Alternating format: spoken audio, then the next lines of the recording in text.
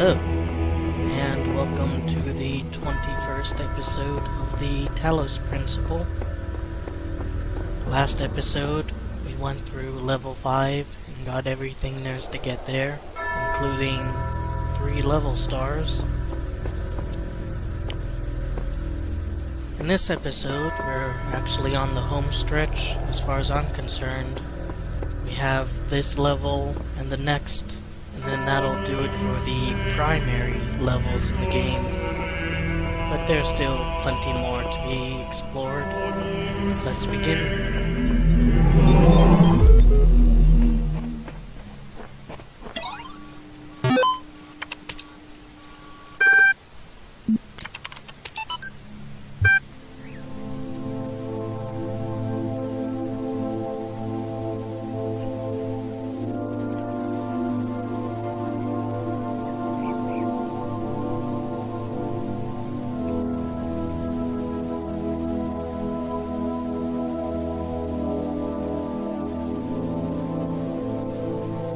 It seems somebody has come face first with the problem of evil.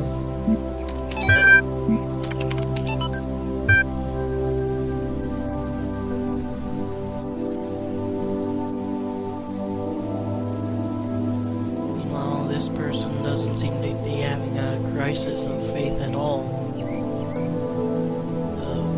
Big difference between the two is that one person has to answer to the crowd of people about why things are going to shit, and the other person is involved in a project that, as far as he and his colleagues are concerned, will at least continue the human race on.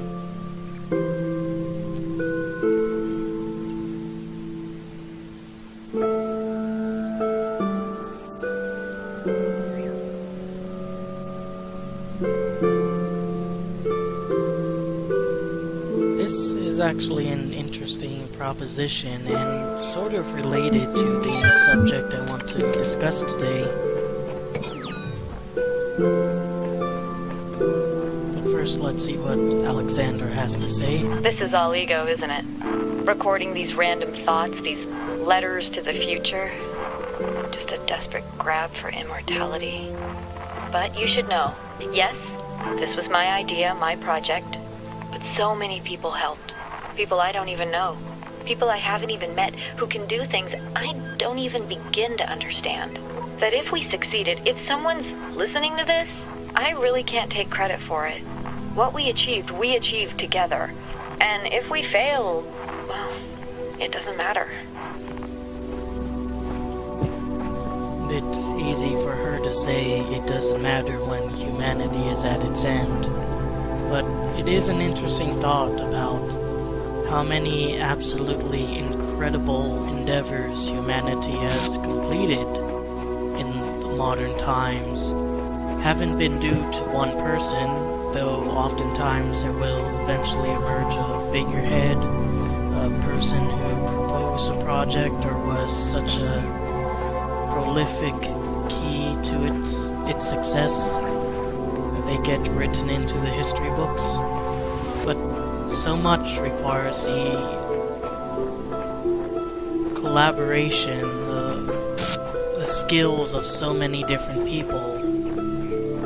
People like Werner von Braun might be the face of the Apollo program, as far as many are concerned, but the Apollo program took the efforts of thousands and thousands of people, the best minds in any field related to it.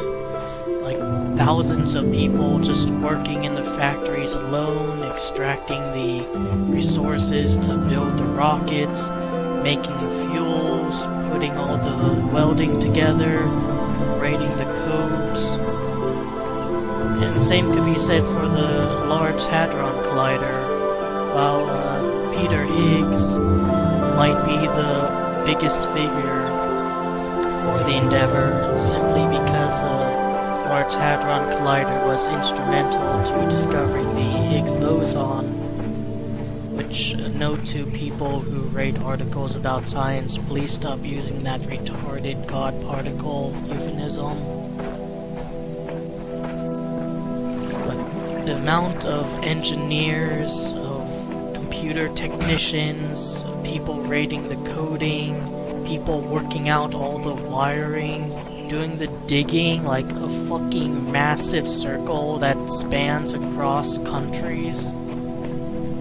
It's incredible what a single species with tons of very committed members can do, and it comes to question, would technology ever progress to the point where we might be able to do grand endeavors with far, far fewer people?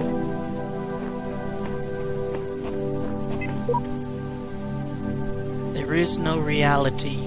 Words lie. Images are soldiers in the dictatorship of the senses. Even these words are part of my oppression. Undo the brain. Everything should be demolished. This is my dream. Mine. It must obey my rules. I refuse to accept your reality.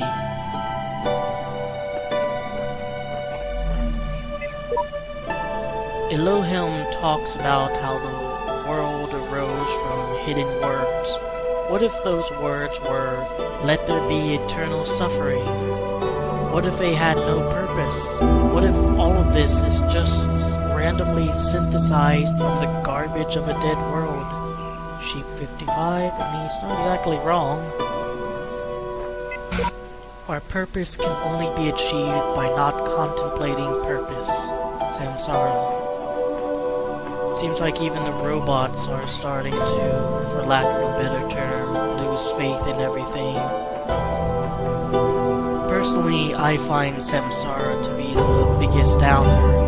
While this guy here is going absolutely ballistic, it's pretty clear he's losing his mind over there, while Samsara seems to be of a relatively stable mind and just gave up. I wonder how many of us there have been. Sheep version 69. The best sheep.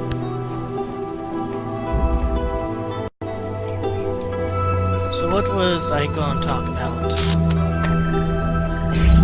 What's the subject for today?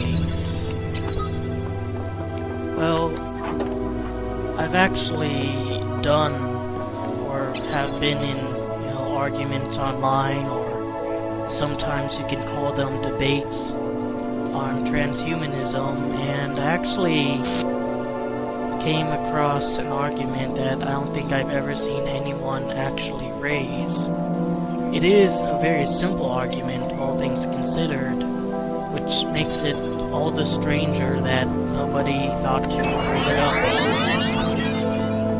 And that is, why exactly do we need transhumanism?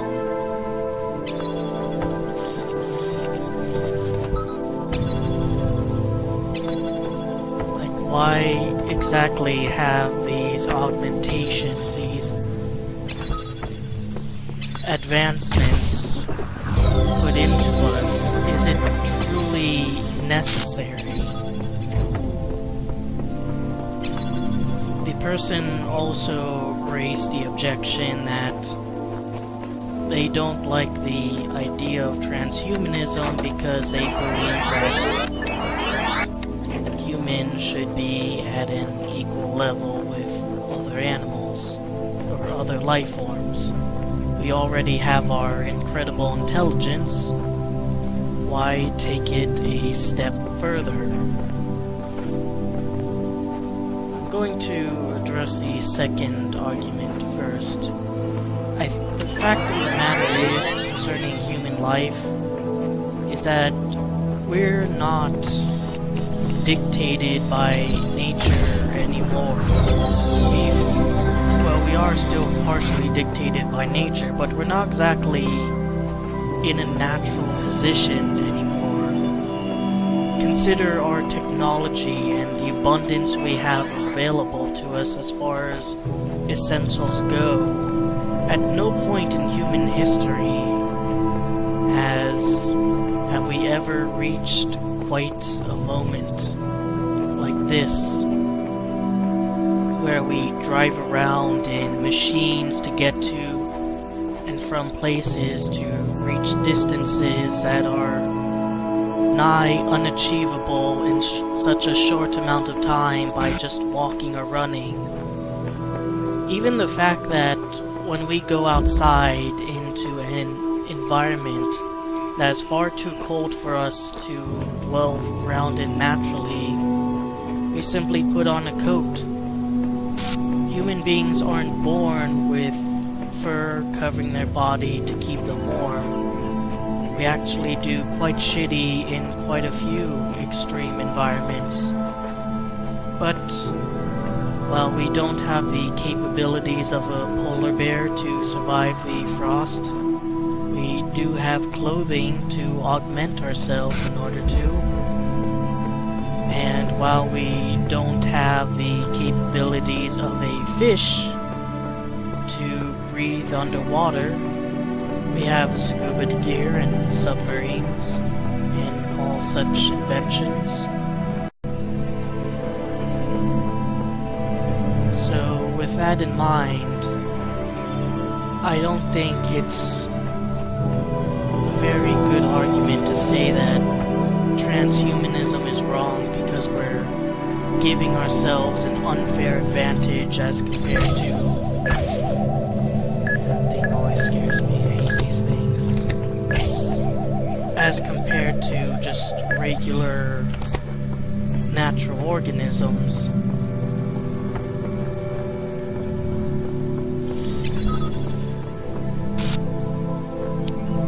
Well, that doesn't look fun at all.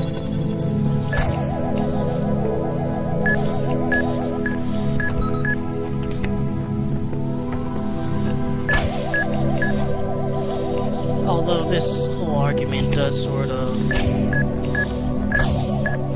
very much resemble just the argument from nature. It's unnatural, therefore it's bad. I wanted to just address that argument on its own merits without just resorting to very standard objection.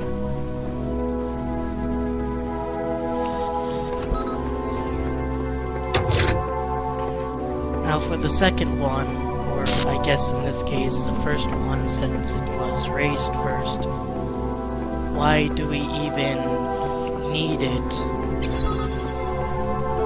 Well, I'd say as of right now, we don't. But then again, isn't that the case for the rest of society as well? Quite technically, no one needs vaccines until they do.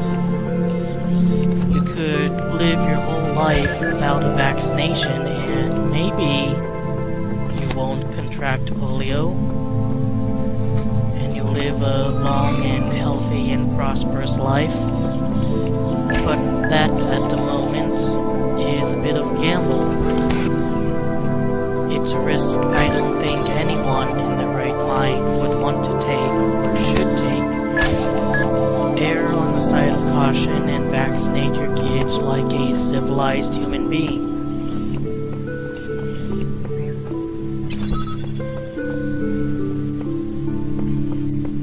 We also don't need cars to get from place to place.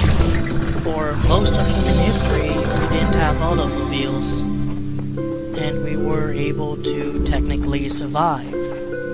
But I'm sure people in modern society wouldn't want to forego the technology that gets them from place to place so quickly, or the medical advances that are able to sustain them better than just roughing it and competing with nature itself. And you know what? I think that'll be the case with transhumanist technologies in the future. When we have eyes that are far superior to our own, able to see in the dark, to see heat, that have telescopic capabilities, it would seem absolutely ludicrous to want to forgo that, to just abandon that technology and live in a society where that technology doesn't exist and isn't a part of our lives. In the same way, it would be ludicrous to us now to just straight up abandon the car, abandon vaccinations, abandon all this stuff.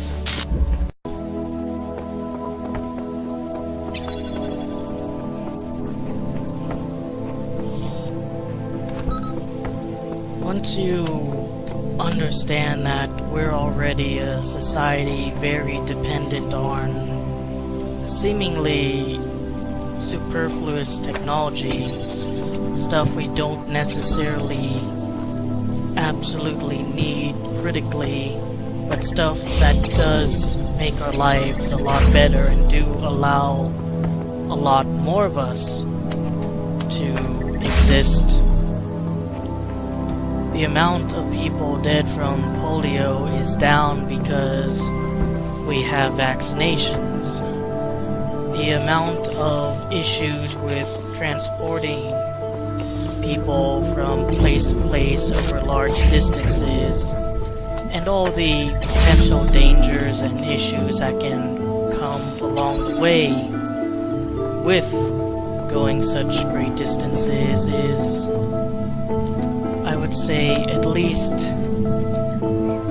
lessened a bit.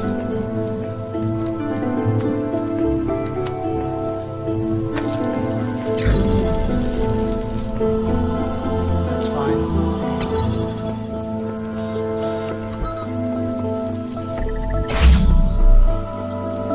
It's made less of an issue because we have a much faster and safer mode of transportation with the automobile.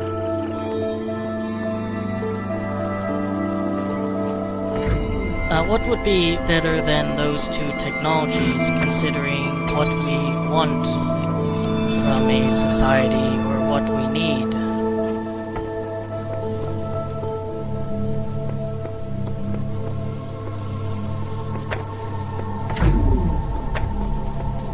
Perhaps rather than a vaccination, we have nanomachines that are able to fight off viruses and bacteria directly.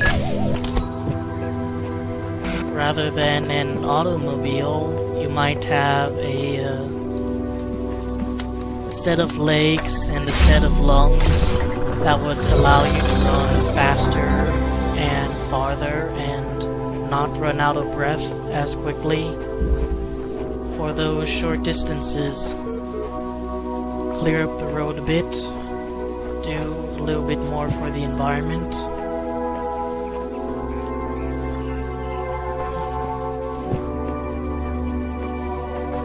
And after all, I think what we really want to do is move toward a more permanent solution for our problems. Like today, it would seem very stupid to forego having glasses and contact lenses for people with bad vision. That's an augmentation that some people critically need in order to function. Now, if we had mechanical eyes that are able to see just as well as regular eyes, if not better, wouldn't that also be a need for people with bad vision? Especially since it's far less temporary and far less likely to get damaged or destroyed. Glasses are pretty fragile and contact lenses are pretty difficult to see. Take it from someone who has to wear them because nature is shitty and doesn't know what it's doing half the time. Or any of the time, it's an unthinking process.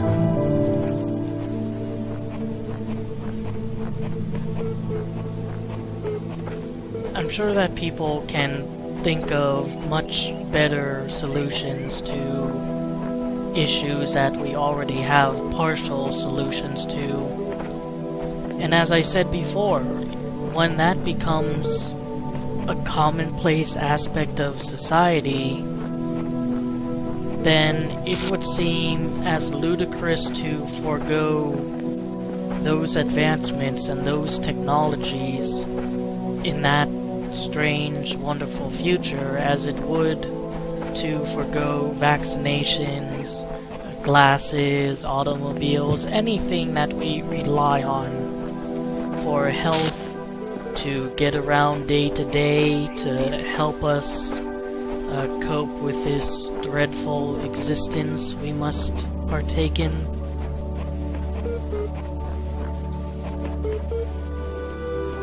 Honestly, half the time it sounds like Milton is calling me from over there.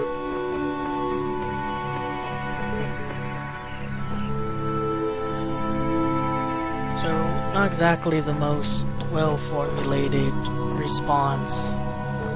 The one that I wrote to that person, I think, is a lot more coherent and a lot clearer than me just rambling on while trying to solve a puzzle in a video game. I do hope you have the general gist of it. Like, do we need transhumanist technology? Not necessarily. No more than we need vaccinations now or automobiles now. Life would just be tremendously more shitty for a lot of people if they are even able to live. Our species will probably live if we don't have vaccinations or cars, but we wouldn't be able to sustain our numbers without them. And that'll apply to the future when, having much greater capabilities, we start to partake in things that require those capabilities. And then it would be impossible to function without those capabilities. Like what Butler in that one text file was saying, we've become very much dependent on the machine. Where if civilization were to collapse, it would be damn difficult, if not impossible, for us to start up again. Alright, Milton, you fucking whiner. What do you want?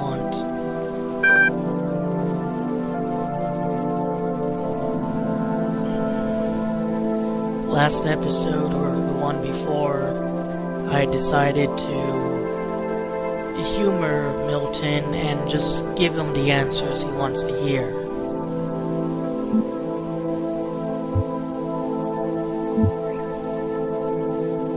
Here he's asking me to take him to the top of the tower, and believe it or not, you can actually take him to the top, but there's no change in the endings. So let's just ask how.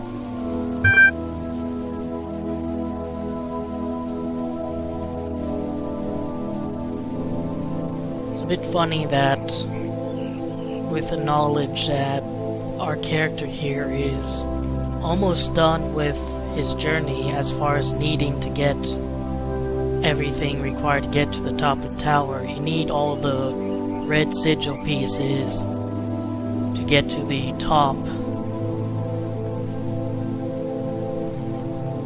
Now he starts to have a little bit of belief in endeavors. Suddenly things aren't quite pointless when things could go his way.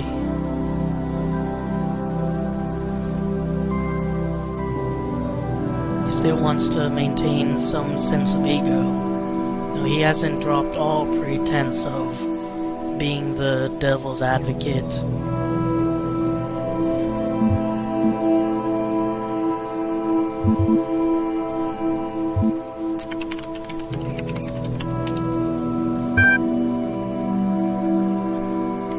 Relationship so far as the open beta. What, you mean I'm able to engage in an open beta for free? Like some sort of demo you don't have to pay for? What a fucking novel concept. I'm going to deny your request, Milton.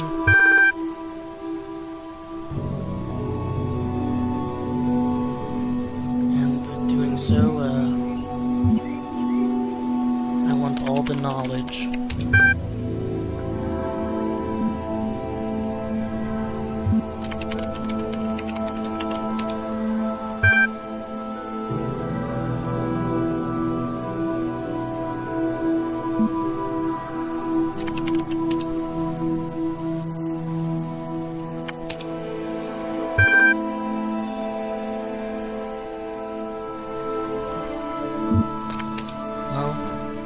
we'll see if he holds up his end of the bargain. And you actually get an achievement for that. I'm not sure if you can see, but deal with the Deceiver. I think in my first playthrough I pissed him off so much that he just stopped talking to me.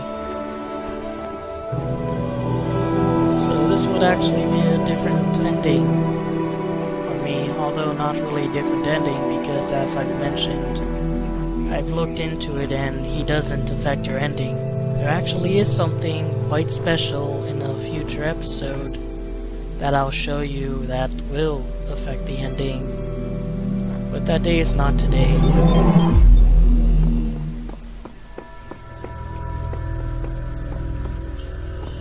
6 levels down. 1 to go. 4 red pieces and 1 star. About the most average seeming level we've had in a long while. No, other than even this one isn't average, it only has 3 red pieces. Yeah, since level 3.